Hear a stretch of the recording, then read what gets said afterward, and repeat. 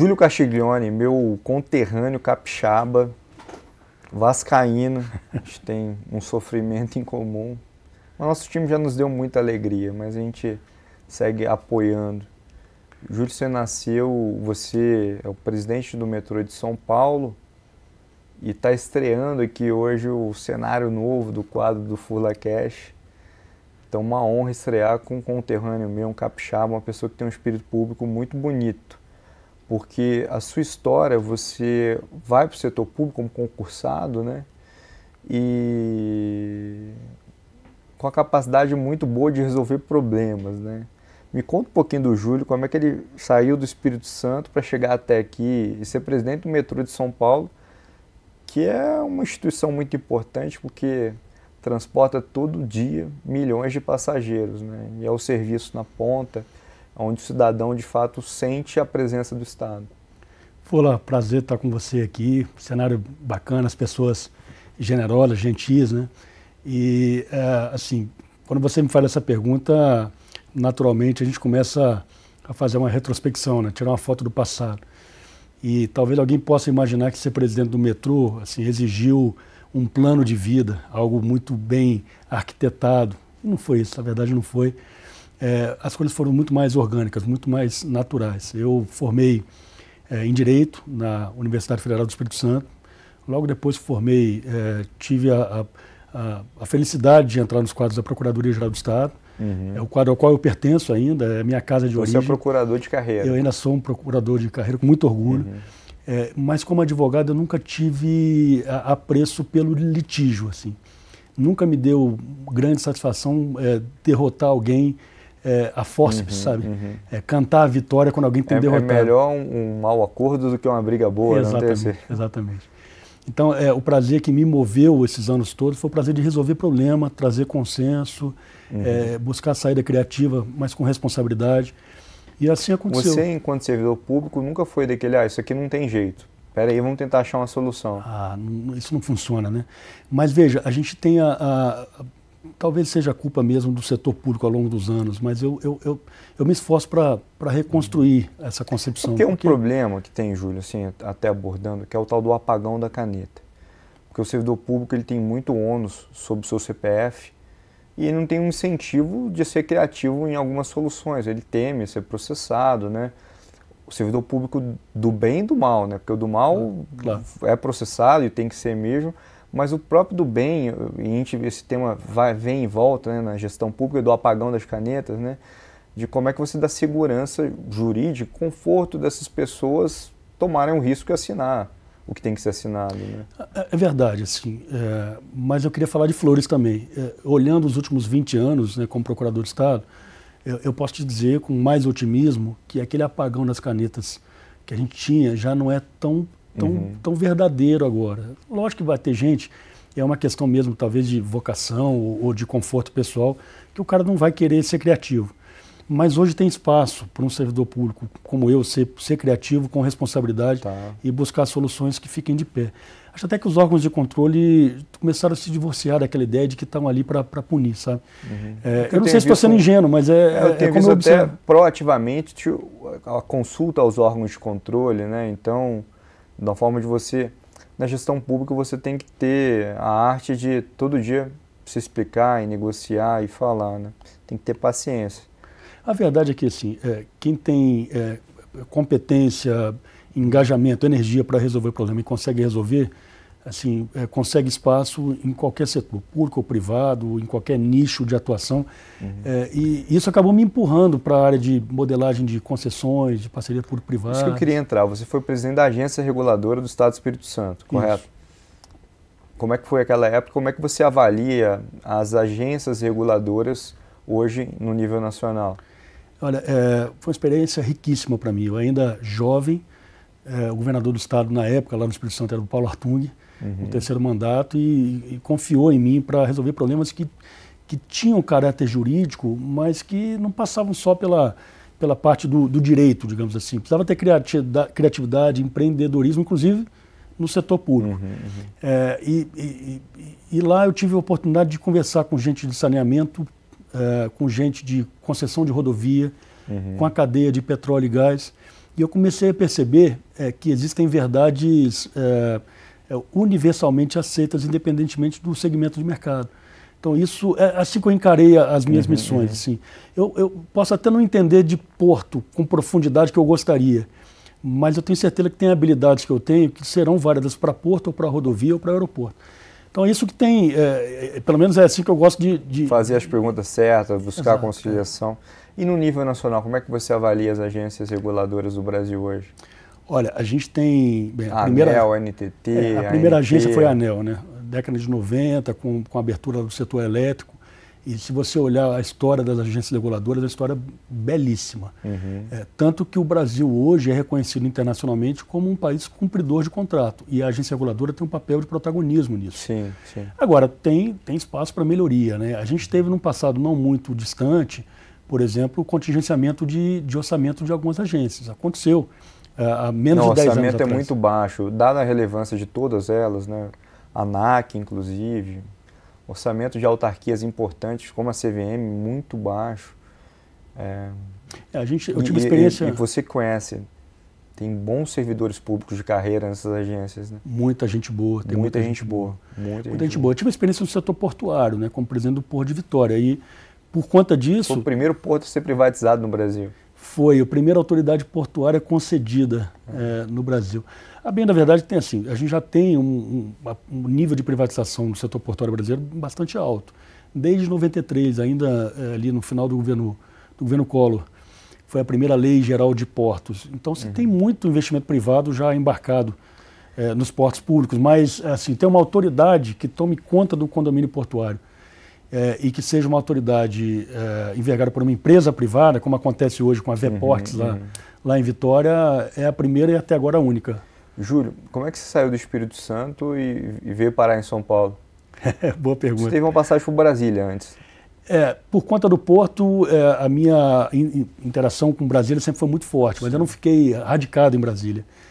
Mas você sabe que essa pergunta, assim, as pessoas olham assim, o Júlio veio de Vitória, Espírito Santo, uma cidade que nem metrô tem, né? Para São Paulo, que é esse universo e... Assim, eu também, claro, faço uma autoavaliação e essa escolha não é nada óbvia. Por isso que eu gosto da pergunta, que me dá a oportunidade de explicar o que não é tão claro assim. Mas o fato é que hoje o governador Tarcísio de Freitas tinha sido escolhido para ser ministro da infraestrutura, estava montando um time naquela época, lá final de 2018. Era um time grande, porque ele estava com pasta de rodovias, aeroportos, portos. E aí ele pediu indicações no mercado, junto ao BNDES, por exemplo, e acho que encontraram algum amigo meu lá e fizeram boa referência em relação ao meu nome. Possivelmente algum vascaíno também. Os vascaínos estão sempre juntos, né? Se a gente está unido nessa tristeza toda, né? Imagina num momento desse. E bacana. O metrô hoje de São Paulo, ele é um instrumento público onde o cidadão está em contato ali com um prestador de serviço todo dia, né? Você pega o metrô, você encontra as pessoas, o metrô chega no horário, atrasa ali. Que hora você acorda todo dia de manhã? Você acorda preocupado?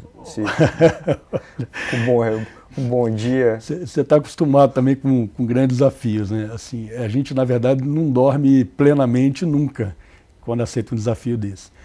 Todos os dias, às 4h40 da manhã, o metrô de São Paulo abre as portas para receber diariamente mais de 3 milhões de pessoas. Eu estava dizendo a você antes, né?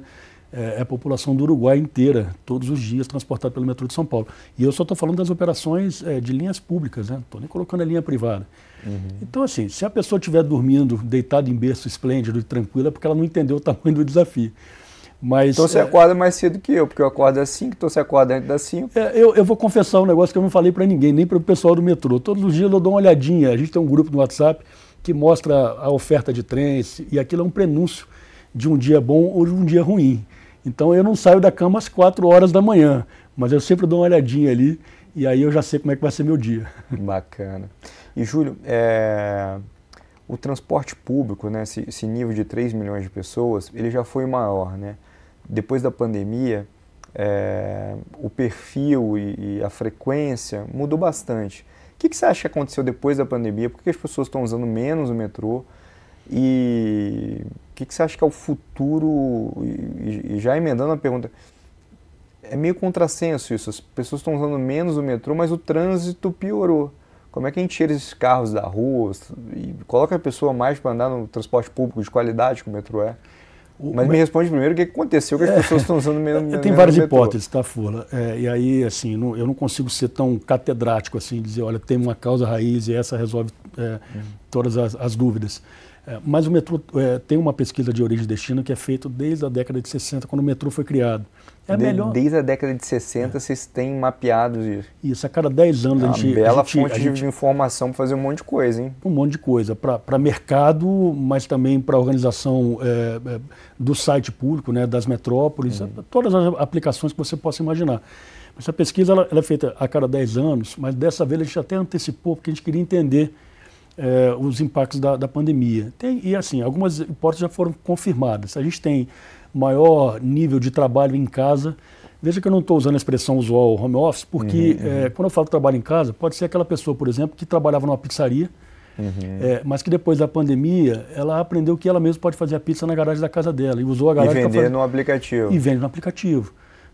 O cara que fazia trabalho, por exemplo, de entrega, de pequenos fretes, mas que ia para um escritório, vinha para cá, para Faria Lima. Ele não precisa mais do escritório. Ele não precisa mais. E assim, aí tem um nível também de ensino virtual que também aumentou bastante. E tem uma característica para o metrô de São Paulo. Como a gente faz percursos menores e as pessoas estão concentradas aqui na região central de São Paulo, geralmente essas pessoas estão em funções profissionais mais adaptáveis ao trabalho em casa, aí sim ao home office. Entendi. Diferente de quem faz o percurso mais longo, que geralmente tem um trabalho presencial. Como é que você convenceria as pessoas a usar mais o metrô e menos o carro? Olha, não tem alquimia nisso, tá? Enquanto a gente não tiver um serviço público, aí eu não me refiro apenas ao metrô, mas um serviço público de transporte organizado sistemicamente, que não se tenha uma concorrência entre os modais. O ônibus não pode concorrer com o metrô. Em determinado lugar, por exemplo, quando a gente olha a Transport for London, que organiza toda a região metropolitana de Londres, lá eles definem, por exemplo, onde pode entrar o Uber, onde não pode, onde você vai fazer a última milha de bicicleta ou não. Esse tipo de organização demanda uma maturidade que São Paulo e o Brasil ainda não tem. Então, não tem alquimia, tem muito investimento nisso e tem um processo de criação de cultura. E até mesmo, eu diria, Furla, o poder público, os agentes públicos precisavam estar dispostos a transferir uma parcela do seu poder político. Porque é tudo integrado, né? Não tem como você desvincular uma coisa da outra, né? Quase que você tivesse um controlador de tráfego aéreo, né, do transporte urbano metropolitano. É uma boa comparação, é isso. E aí, para isso, assim, todo mundo tem que entender que tem que abrir uma parcela do poder em prol da coletividade, ou de um órgão central que organize todo o sistema. Então é isso que tem acontecido. Onde o metrô tem funcionado bem mundo afora, tem funcionado com uma autoridade metropolitana de transportes autônoma, independente. Organização e capilaridade, né? Agora, capilaridade, o Brasil, assim, ele é referência quando você vai construir metrô, né? Todo mundo já viu a foto daquele tatuzão, né? Dúvida, o tatuzão, ele é do metrô, ele é alugado, ele é comprado? Quem que é o dono do tatuzão? Não, a gente não tem o tatuzão. Então o tatuzão não é nosso? Não, o tatuzão não é nosso. Na verdade, as empresas, as empreiteiras, elas compram essa tuneladora, esse tatuzão, customizam de acordo com o projeto que elas estão executando, mas esse tatuzão pode daqui a pouco sair de São Paulo e estar, por exemplo, na República Dominicana, pode estar no Panamá, pode estar na China. Então o ativo não é nosso. E nem faz sentido ser nosso também. Né? E o quão complexo é construir uma linha de metrô numa cidade tão densa quanto São Paulo e com desafios como rios, esgoto? Rafael, assim, eu acho que todo paulista, e o paulistano em especial, tinha que ter o privilégio que eu estou tendo de ver uma empresa tão densa, com tanta profundidade de conhecimento. Eu vou citar exemplos, assim, o mundo inteiro vem conversar com nossos engenheiros para entender como é que a gente faz túnel, né? Como é que a gente faz escavação numa cidade tão, um conglomerado como é São Paulo. Uma coisa é você fazer numa área greenfield, onde você não tem essa densidade urbana. Outra coisa é falar em São Paulo, com patrimônio histórico, com questões ambientais, com disputa pela ocupação do espaço físico. Então, assim, realmente a Companhia do Metropolitano de São Paulo, o metrô de São Paulo, é uma empresa de dar orgulho. E ver assim, eu estou indo um pouco na contramão do senso comum, né, de que a empresa estatal não resolve, não faz. Eu não tenho esse fetiche do público ou do privado, embora eu já tenha feito privatização, já tenha feito estatização. Eu não vou por aí. Eu acho que o debate não pode ser superficial e ideológico. A ideia é assim, se a empresa é uma empresa, seja ela estatal ou não, ela tem que ter compromisso com eficiência, com resultado. Sim, sim. Júlio, curiosidade, quanto que custa, na média, um quilômetro de linha de metrô? Olha, em torno de 1 bi e 200. 1 bilhão e 200? Incluindo milhões de reais. Porque assim, só o custo de desapropriação de áreas é um negócio absurdo, né? Fora toda a engenharia tão complexa. Então tem que definir origem e destino, desapropriar a área, licenças. Estudos geológicos. E como é que é a licença? Porque tem licença estadual, licença municipal, organizar isso tudo. Pois é. Desafiador?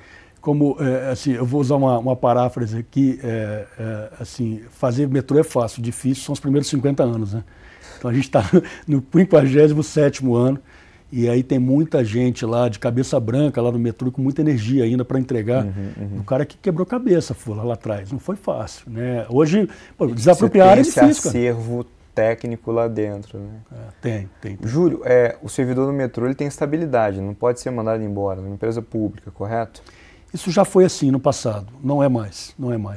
Mas a minha pergunta é como é que você motiva as pessoas, numa empresa pública ou semipública, a estarem ali comprometidas com a qualidade de serviço do cliente, a assiduidade, né, os horários, né? Como é que você faz essa gestão como presidente da empresa? Quantos funcionários tem o metrô?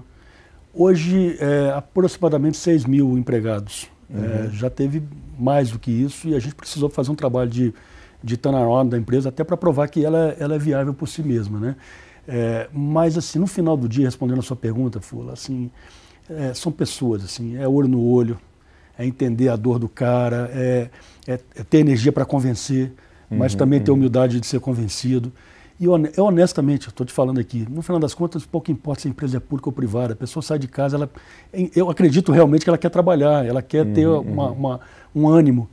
E quando isso não acontece, aí o gestor tem que mandar embora, assim, você tem que resolver. Mas a causa é bonita, né? A causa, a missão, levar as pessoas, né? Levar as pessoas do trabalho para casa, da casa do trabalho, da casa para a faculdade, né? Então no final você está ali transportando sonhos, né? Nós somos pessoas, então é muito bonito isso. E Júlio, como é que convive, assim, tem linhas públicas e privadas no metrô de São Paulo, como é que elas convivem em harmonia, como é que isso é organizado?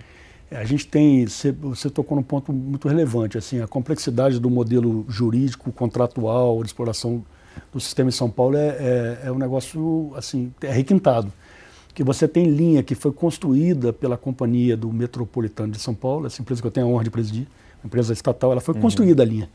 Né? O trem foi comprado por nós, mas a operação é privada. Então o transporte das pessoas hoje é feito por uma empresa privada. Mas você também tem linha que foi construída pelo metrô e é operada pelo metrô público, mas tem linha como a linha 6, por exemplo, que é um sistema de turnkey, em que a construção todinha e a futura operação dessa linha vai se dar por um ente privado. O que eu acho disso? Eu acho isso ótimo, porque o que a gente precisa aumentar é a nossa gama de alternativas. E acaba que um modelo vira uma espécie de proteção para o outro. Quando um não funciona bem, você sempre tem o outro como um head, digamos assim, na operação. Proteção. Acontece muito, por exemplo, quando tem greve na linha pública, as pessoas em São Paulo percebem que a linha privada está operando. Então, você olha para um lado. Agora, quando você olha a capacidade de pensar o futuro do metrô, a expansão do metrô, as pessoas às vezes olham para o setor privado e dizem, pô, o setor privado não está maduro ainda, não entendeu São Paulo. Me explica mais isso. Vamos entrar nesse ponto. Futuro do metrô. E o metrô é um equipamento que 3, 4 milhões de pessoas por dia, você tem um equipamento imobiliário ali muito interessante. Você tem quase um shopping onde as pessoas estão entrando e saindo todo dia. Como é que vocês olham receitas acessórias? Vamos falar de futuro de metrô e receitas acessórias. Bem, olha só, o metrô faz estudo geológico, estudo de imóveis para se desapropriar, e ele começa a olhar também a área que ele vai usar, não apenas para a obra propriamente dita, mas o que no futuro pode se tornar um empreendimento imobiliário, um shopping. O metrô, pouca gente sabe, o metrô tem 4 shoppings, Fula. de propriedade do... Que ele é dono do shopping. Ele é dono do shopping. Operado por um terceiro. Operado por um concessionário, né? Nós temos aqui, eu honestamente não vou lembrar os quadros de cabeça, mas vamos lá. Itaquera, eu acho que é o mais relevante hoje, porque em volume de venda, o Itaquera é o segundo maior de São Paulo, assim. Isso dá uma ideia. E olha que bacana, olha como é que o metrô emancipa uma região. Quando se pensou lá atrás em ter um shopping em Itaquera, alguém falou bem assim, isso é maluquice, não faz sentido um shopping em Itaquera. Só que o metrô chegou lá e as pessoas estão lá usando o metrô. Aí o shopping passou a fazer sentido e hoje está nesse ranking tão acentuado. Mas você tem shopping Tatuapé, por exemplo. O shopping Tatuapé, ele está tão integrado com a estação que no final das contas você não sabe onde começa a estação, onde começa o shopping. Então esse tipo de coisa o metrô já faz há muito tempo, mas a gente está densificando esse trabalho. A gente acredita realmente que o metrô pode ser um indutor de desenvolvimento de real estate em São Paulo, mais do que já é. Mais do que já é. E a gente está disposto a ouvir o mercado, ouvir as pessoas, ouvir a sociedade, para saber se não há um jeito melhor de fazer do que aquele que a gente está fazendo há tanto tempo. Uma pergunta, última pergunta, a gente está num cenário Donald Trump, guerra tarifária, muita volatilidade, juro no Brasil alto, trajetória da dívida pública subindo, né? Então um ambiente adverso como um bom brasileiro, né? E aí falando em tempos de gestão, em tempos de crise, né? Como é que quando você acorda assim, Júlio, e tá tudo parado o metrô, tem greve, alguma linha não está funcionando, como é que é o seu dia, um dia de caos? Como é que você se programa para passar um dia de caos? O que acontece? Assim, eu falei no começo do nosso bate-papo aqui sobre algumas, eu chamo de verdade universal, talvez a expressão seja muito forte, mas me ajuda a explicar como eu vejo esse dia de crise. Assim. Você pode até não entender de metrô, você pode até não entender de mercado financeiro a fundo, mas num dia de crise, seja qual for o segmento que você está vivendo naquele dia, tem skills, né? tem virtudes que elas serão aplicáveis. Então, assim, mostrar presença, liderança, ter capacidade de persuasão, ter capacidade de avaliar se é o momento de agir ou se é o momento de segurar um pouquinho, esperar as coisas ficarem um pouco mais estáveis. Então, tudo, a capacidade de liderança, assim, argumentar, convencer pelo argumento, mesmo na crise. Aliás, assim, você não conduz uma boa crise no dia da crise, você conduz a boa crise todos os dias. Porque todo dia, rotineiramente que você vai criando, exercendo a sua liderança e as pessoas vão acreditando em você. Então, no dia da crise, você tem um time com você, mas não porque a pessoa está olhando ali um grande Messias, não é isso, assim. As pessoas estão ali porque, de fato, acreditam que tem algo a contribuir, que é relevante. E para o metrô não é difícil esse convencimento, porque as pessoas amam o metrô. Quem trabalha no metrô realmente ama o metrô. Bacana. As pessoas têm realmente paixão pelo metrô. E aí, isso que você comentou, assim, a função social que o metrô exerce, de fato, não é no discurso apenas. Só para você ter uma ideia, em dia de greve, tem gente que está de férias e vai trabalhar, porque entende... Legal. Evidentemente que eu não vou entrar aqui na discussão sobre o direito de greve, até porque o direito está previsto em Constituição, mas o fato, é um dado da realidade. Tem gente que, por exemplo, teve uma enchente com proporções ainda não experimentadas no metrô. Eu estou falando da estação Jardim São Paulo, que ficou inundada. Naquele dia, eu não estava em São Paulo, mas antes que eu pudesse exercer a minha liderança top-down, digamos assim, e falar, olha, você faz isso, você faz aquilo, já tinha coordenadores que estavam de férias e estavam lá na estação ajudando a controlar o caos. Então, é nisso que eu acredito. Eu acho que é todo dia, não dá para você se preparar no dia do caos. Né? Júlio Castiglione, presidente do metrô de São Paulo, capixaba, meu conterrâneo, foi uma honra ter aqui, aprender um pouco de gestão pública, liderança em gestão pública e também gerenciamento de crise. Muito obrigado por ter tomado café comigo aqui, participado do primeiro episódio aqui nesse estúdio bonito. Você vê que eu sou um pouco bairrista e trouxe um capixaba. Obrigado. Valeu, Fula. Valeu.